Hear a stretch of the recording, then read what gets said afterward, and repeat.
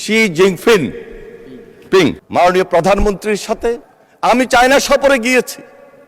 আলোচনায় অংশগ্রহণ করবেন লক্ষ্মীপুর ৩ আসন থেকে নির্বাচিত মাননীয় মন্ত্রী জনাব মোহাম্মদ শহীদ উদ্দিন চৌধুরী এনি।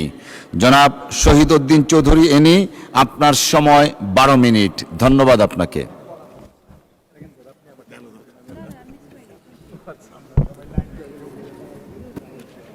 বিসমিল্লাহির রহমানির রহিম। মাননীয় স্পিকার, আপনাকে ধন্যবাদ। মাননীয় স্পিকার, এই মুহূর্তে তিস্তার পাড়ে যে মানুষগুলো আছে তারা কিন্তু প্রকৃতপক্ষে প্রকৃতির সঙ্গে যুদ্ধ করছে। শুধু তিস্তার পাড়েই নয়, আপনি পদ্মায় যান, মেঘনায় যান, যমুনায় যান, ব্রহ্মপুত্র সহ সারা বাংলাদেশের 4000 কিলোমিটার নদী ভাঙন এলাকার এই মানুষগুলো তারা প্রহর গুনছে, একটা মানবতর জীবনযাপন করছে। তাদের চোখে মুখে হতাশার চাপ। কি তাদের ভবিষ্যৎ, কি হবে কোত্থেকে? এই বাজেট তারা বুঝছে না, এই বাজেট তারা দেখছে না, এই বাজেট তারা জানে না, কিন্তু তারা বাঁচতে চায়। আমি যখন কথা বলছি, মুহূর্তের মধ্যে 2 কিলোমিটার, 3 কিলোমিটার, 4 কিলোমিটার তারা ভাঙনের শিকার হচ্ছে প্রতিনিয়ত, প্রতিটা মুহূর্তে। মাননীয় স্পিকার, আমি গত 19 জুলাই তিস্তার পাড়ে গিয়েছিলাম। আমার সঙ্গে ছিলেন জাগো বাহে আন্দোলনের নেতা মাননীয় মন্ত্রী আসাদুল হাবিব দুলু সাহেব। যাওয়ার আগে আমি মাননীয় প্রধানমন্ত্রীর সঙ্গে দেখা করেছিলাম। মাননীয় প্রধানমন্ত্রী জনাব তারেক রহমান বললেন যে আমরা 2 মাসের মাথায় উত্তর পশ্চিমাঞ্চলের মানুষের জন্য, বাংলাদেশের 3 ভাগ এর 1 ভাগ মানুষের জন্য, 7 কোটি মানুষের জন্য, 37% মানুষের জন্য পদ্মা ব্যারেজ আমরা বাস্তবায়নের প্রকল্প হাতে নিয়েছি এবং একদিকে সেটা পাশ করিয়েছি মাননীয় স্পিকার। এবং তিস্তাবাসীকে, তিস্তা অববাহিকার পাড়ে যারা বসবাস করেন ওই 2 কোটি মানুষকেও আশ্বস্ত করে আসবেন, আমরা এই অর্থ বছরে তিস্তা মহাপরিকল্পনা নামে হোক আর অন্য যে কোনো নামে হোক, আমরা তা বাস্তবায়ন করবই। মাননীয় স্পিকার, আমার সৌভাগ্য হয়েছিল মাননীয় প্রধানমন্ত্রীর সাথে চায়না সফরে। আমি চায়না সফরে গিয়েছি, আমি দেখেছি সেখানে মাননীয় প্রধানমন্ত্রীর তীক্ষ্ণ দৃষ্টি, দূরদর্শী চিন্তা, তার উইল পাওয়ার। তিনি সেখানে ওয়াটার রিসোর্স মিনিস্টারের সঙ্গে বৈঠক করেছেন, আমাদের নেতৃত্ব দিয়েছেন। তিনি সেখানে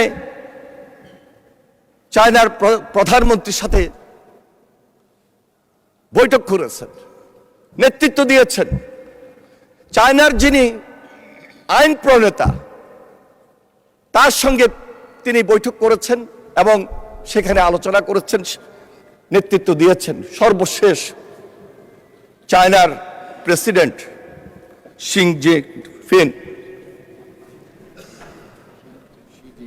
শি জিনপিং তার উপস্থিতিতে সেই বৈঠকে তার নেতৃত্বে মাননীয় প্রধানমন্ত্রী সেখানে খুব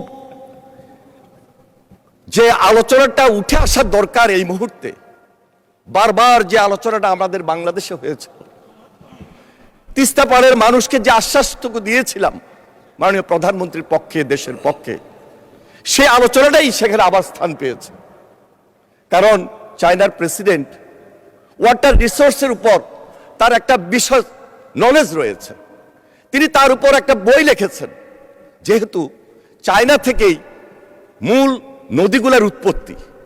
তিনি আশ্বস্ত করেছেন, তার প্রধানমন্ত্রী আশ্বস্ত করেছেন, তার সেই দেশের অন্যান্য মন্ত্রী সহ সবাই আশ্বস্ত করেছেন, আমরা বাংলাদেশের মানুষের পক্ষে আছি বাংলাদেশের মানুষের এই যে দীর্ঘদিনের সমস্যা তা বাস্তবায়ন করার ক্ষেত্রে সর্বপ্রথম যা কিছু দরকার সেই উদ্যোগ আমরা গ্রহণ করে দিতে চাই। মাননীয় স্পিকার, আপনি জানেন চীনের প্রযুক্তি পৃথিবীর মধ্যে সেরা প্রযুক্তি। চীন আমাদেরকে সেখানে ফিজিবিলিটি স্টাডির মাধ্যমে টেকনিক্যাল সাপোর্ট দিতে তারা সম্মত হয়েছেন। শুধু তাই নয়, চীন সেখানে উল্লেখ করেছেন বাংলাদেশের সামগ্রিক নদী ব্যবস্থাপনায় যা যা কিছু দরকার চীন সরকার তারেক রহমানের পাশে থাকবে, চীন সরকার বাংলাদেশের জনগণের পাশে থাকবে। মাননীয় স্পিকার, আমরা বাংলাদেশের একটা বিশেষ টিম ইতিমধ্যে কাজ শুরু করেছে।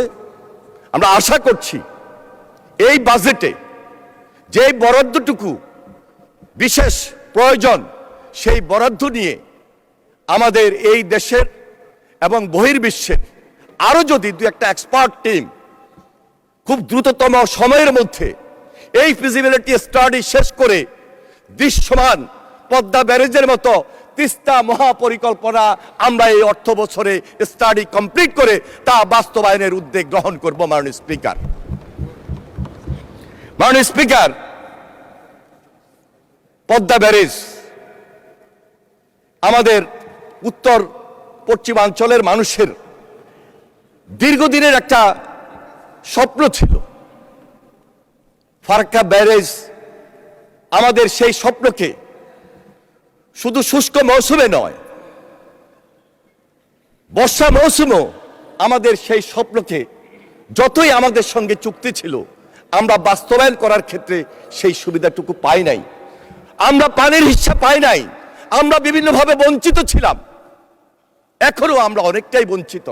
এপ্রিল মাস, মার্চ মাস আমরা ওই অঞ্চলের মানুষ পানি থেকে সম্পূর্ণভাবে বঞ্চিত বলেই কৃষির যে কার্যক্রম সেই কার্যক্রম থেকে আমরা এই দুটা মাস আমাদের ওই এলাকার মানুষ উৎপাদন উন্নয়ন থেকে বঞ্চিত। মাননীয় স্পিকার, মাননীয় স্পিকার, পদ্মা নদীর সঙ্গে যে নদীগুলোর সিস্টেম বিচ্ছিন্ন হয়ে থাকে তার মধ্যে হিস্টা, মাথাভাঙ্গা, ইসামতি, বড়াল, বারসিয়া সহ এই নদীগুলোর সিস্টেম বন্ধ থাকার কারণে ওইখানে একটা জলাবদ্ধতা তৈরি হয় এবং বিশেষ করে একটা লবণাক্ত পানির কারণে সেখানে আমাদের এই যে কৃষি কার্যক্রম থেকে আমরা সম্পূর্ণভাবে উৎপাদন থেকে বঞ্চিত হই।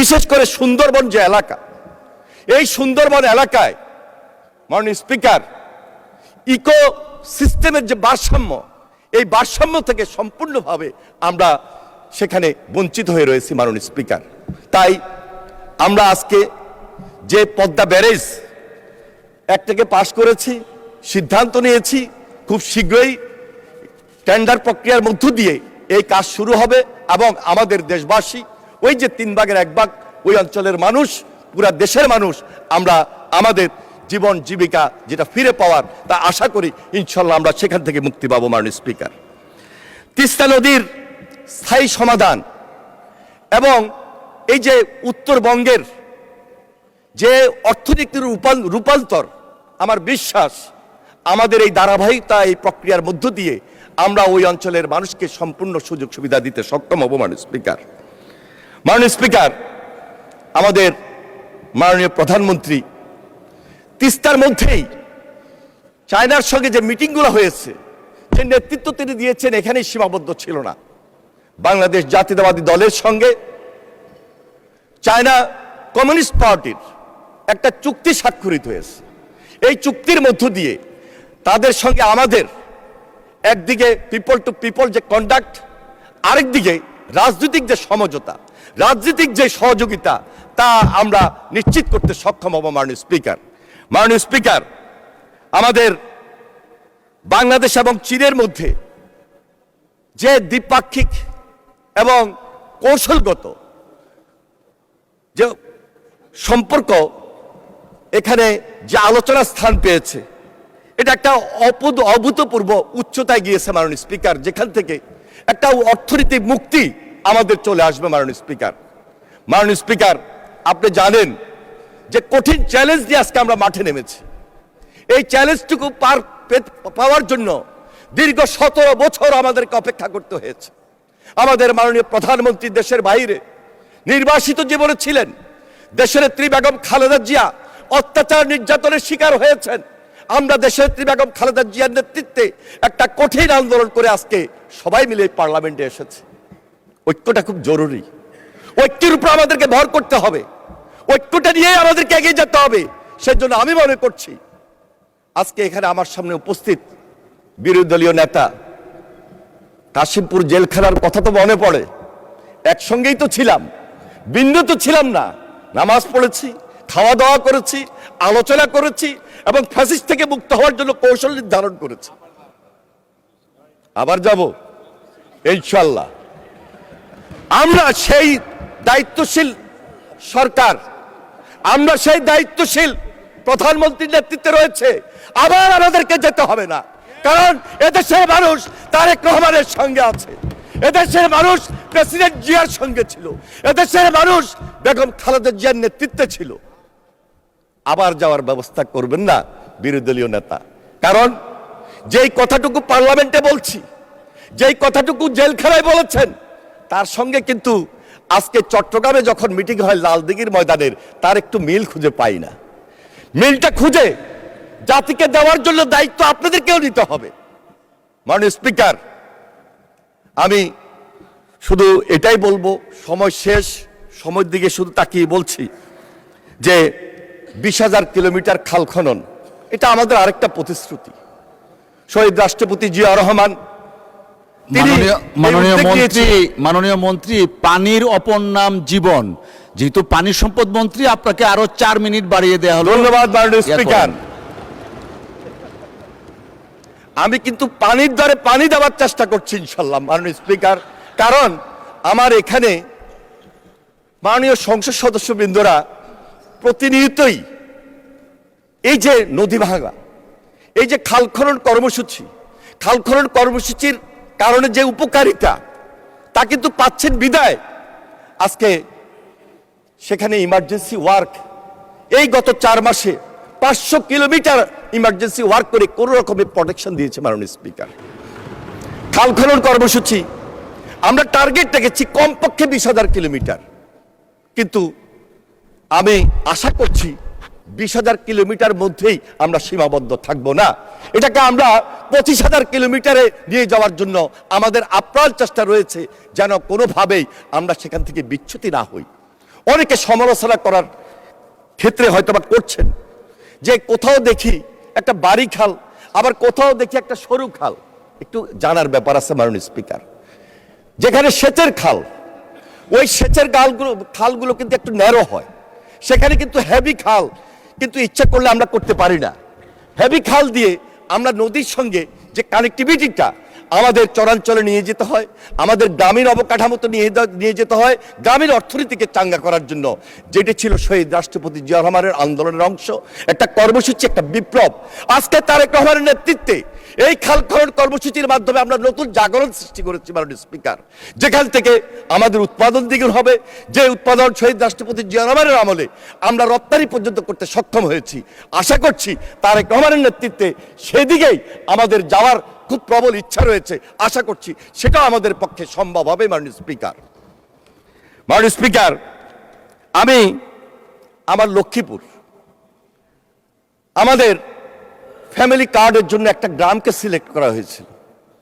সেই গ্রামের মধ্যে একটা ওয়ার্ডে 3টা গ্রাম। তো আমার কাছে আমি একজন উপকারভোগী মায়ের সঙ্গে কথা বললাম যে এই যে আপনি 2,500 টাকা পাচ্ছেন, আপনি 2,500 টাকা দিয়ে কি করবেন?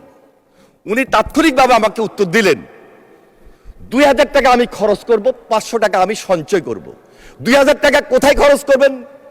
ওনার এক ছেলের জন্য 500, স্কুলে যাতায়াতের জন্য টিফিন বলেন বা আনুষঙ্গিক 500 টাকা মাসে উনি বরাদ্দ রেখেছেন। আর 500 টাকা ওনার মেয়ের জন্য উনি বরাদ্দ রেখেছেন। আর 1,000 টাকা ওনার পরিবারের অসুখ বিসুখ, তার জন্য উনি সাপোর্ট হিসাবে ওই যে 1,000, 500, 1,000 আর 1,000, 2,000 টাকা মাসে খরচ করার পর আরো 500 টাকা উনি সঞ্চয় করার জন্য উনি চিন্তা রেখেছেন। মাননীয় স্পিকার, এ হলো বাংলাদেশের গ্রাম, এ হলো বাংলাদেশের সাধারণ মানুষের চিন্তা। আজকে তার পাশে দাঁড়িয়েছেন জনাব তারেক রহমান। আমি এই কারণে সর্বশেষ সময়ে শুধু এটাই বলবো, আমাদের এই মন্ত্রণালয় একটা মানবিক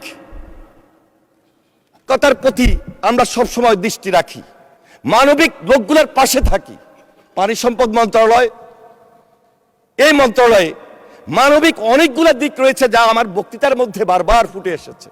এই জন্য আমি মাননীয় অর্থমন্ত্রীকে একটা ধন্যবাদ দিতে চাই।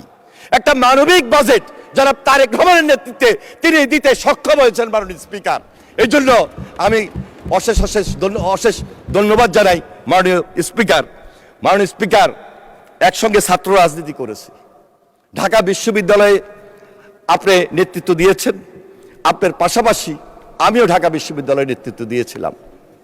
আমরা আন্দোলন সংগ্রামে সবসময় নিজেদেরকে সম্পৃক্ত রেখেছি। আন্দোলন সংগ্রাম করতে গিয়ে আমরা কখনো পিছপা হই নাই। বিগত 17 বছর যারা গুমের শিকার হয়েছে, যারা খুনের শিকার হয়েছে, যারা অত্যাচারিত হয়েছে, যারা নির্যাতিত হয়েছে, তাদের পরিবারের দিকে আমাদেরকে লক্ষ্য রাখতে হবে। এটা আমাদের রেসপন্সিবিলিটির মধ্যে পড়ে, এটা আমাদের দায়িত্বের মধ্যে পড়ে। মাননীয় স্পিকার, মাননীয় স্পিকার, সর্বশেষ শুধু এটাই বলবো যে আমি শুধু একজন জুলাই যোদ্ধাই ছিলাম না, আমি জানুয়ারির যোদ্ধা ছিলাম, আমি ফেব্রুয়ারির যোদ্ধা ছিলাম, মার্চের যোদ্ধা ছিলাম,